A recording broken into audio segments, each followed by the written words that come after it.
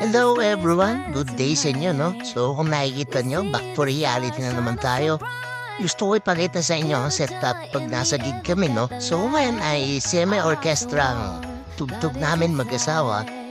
Papakita ko ang setup, so ito ang aking guitar, and ang aking effects, at ang gamit ko nga pala yung Marshall amp, no? So ito ang sa keyboard, at ito ang place. Sa napagandang place, no?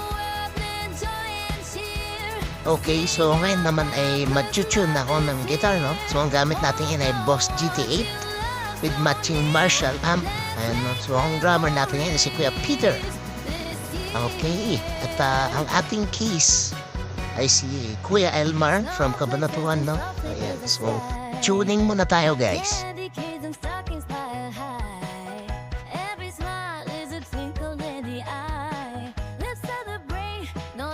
At ang bass nga pala namin yan ay si Kuya Pong, no? Ayan. At syempre, bibigyan ko ng mga samples ng ilan sa mga tugtog namin, no? Gaya nito. Pakinggan natin, mga George.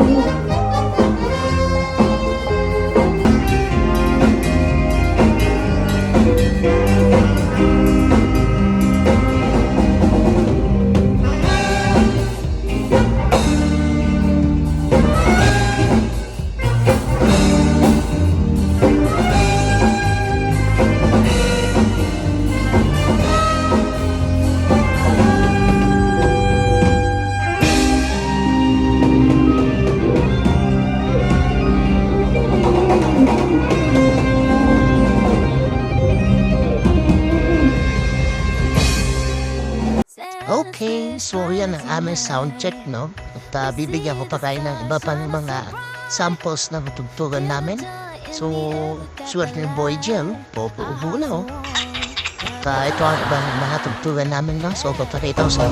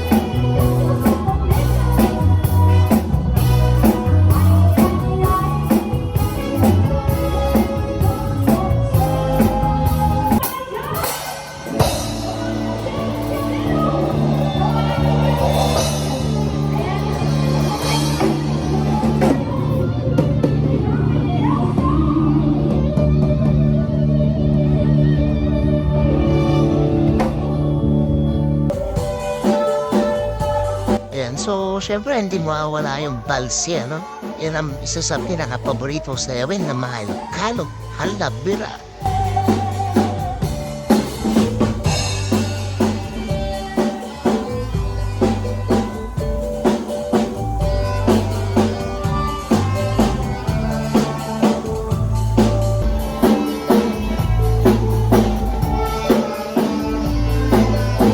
Manturugas talaga to si Boy G, ano? Kaya klabi pa, oh.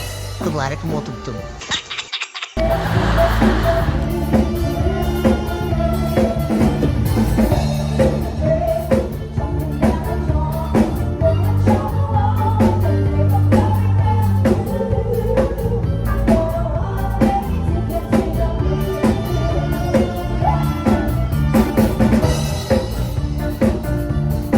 And after ng mahaba-habang set, ano, so meron din kaming break.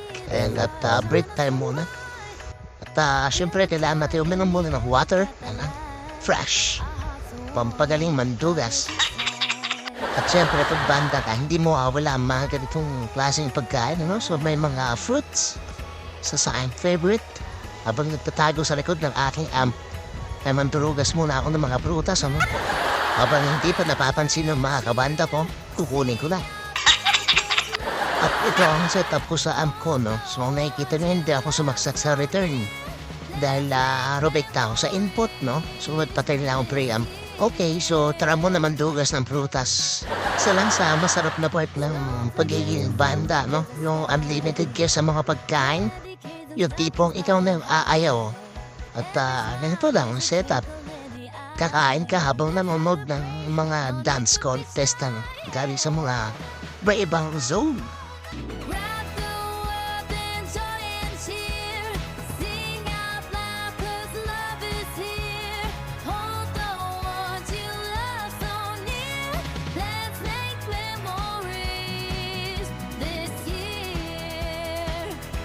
Okay, so after tumandugas ng mga prutas, no, at ito naman ang aming second set. Tara, sabay-sabay nating panoorin.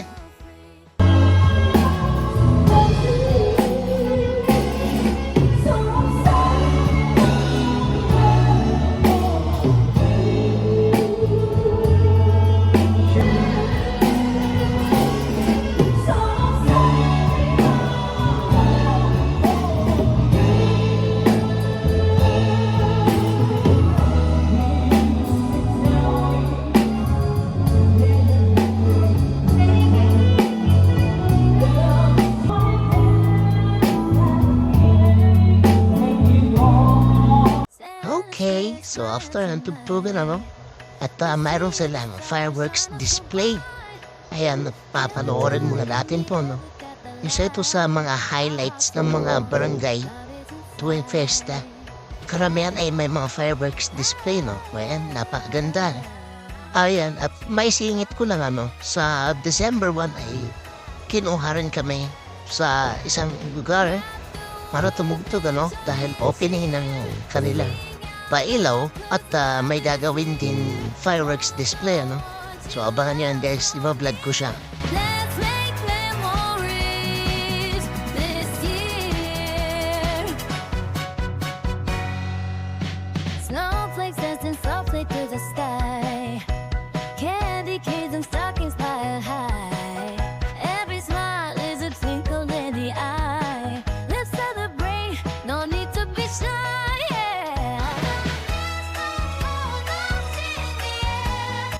Ayan, so ganyan ang aming laging ganap, no? Habang kami tumutugtog. So ganito kasi sa tugtugan guys. At may time na rin, ano, sa isang tugtugan ay meron kaming kabak-tubak or may kaharap kaming isa pang banda, ano, habang tumutugtog. Gaya nito.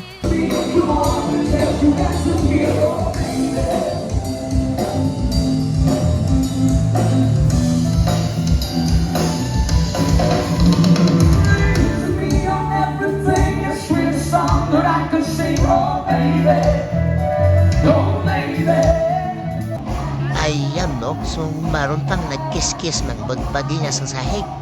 Kiss-kiss na this.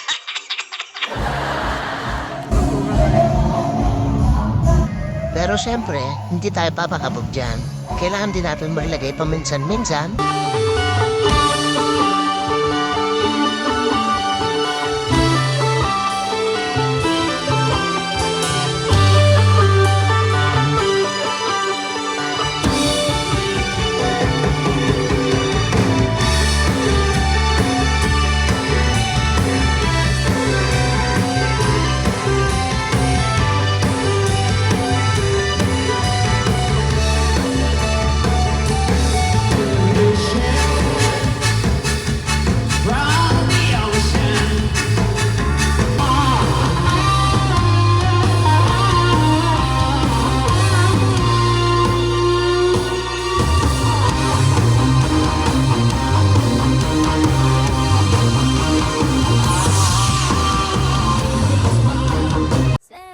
So, ang saya sa tugtugan, no?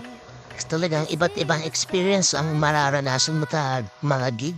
At syempre, hindi mo wala dyan yung mga kwela at asaran gaya nito, no? Dahil may nag-guest sa aming matandang gitarista na magigitar down ng Faithful Love. Wow. Hanggang sa parang naging dull moment na, no? Dahil syempre, medyo thunders na nga si Tatang at kailangan nang intindihin din. At hindi na siya gaya dati nung kabataan pa niya, no? So, ito yung clip. Ha?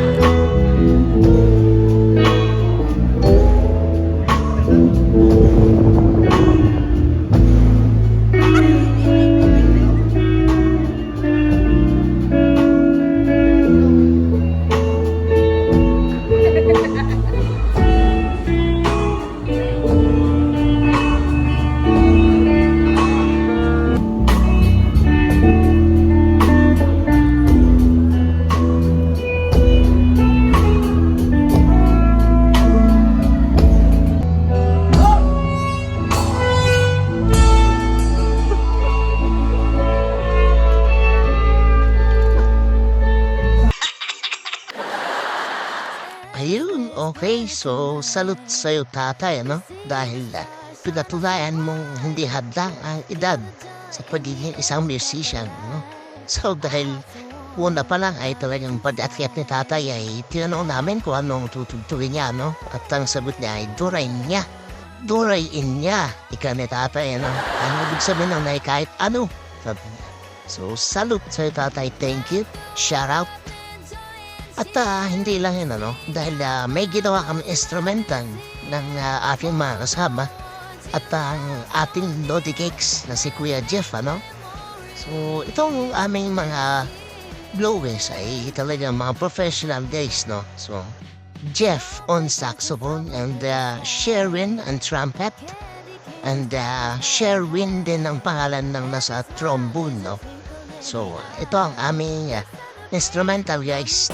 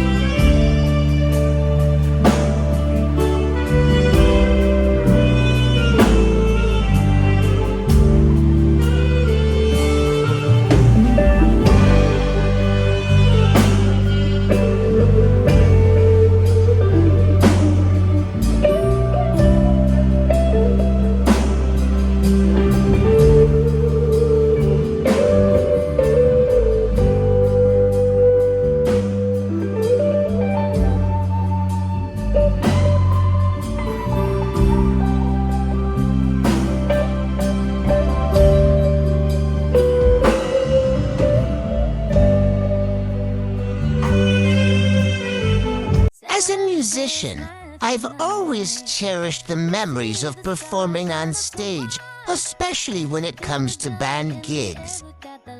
There's something truly special about sharing your passion with a live audience, and it's a feeling that I've really missed during the tasks of our lives. Remember that time? It was a night filled with laughter, music, and a whole lot of fun. I remember how my wife was so happy to see me on stage, and I couldn't help but smile at the sight of my wife, Giselle, enjoying the show. It's incredible how much can happen in a year, and it's even more amazing to see how our lives and our family's future are shaping up. One of the things I'm most looking forward to is returning to the stage and sharing my passion with the world once again. So that's it for today's story.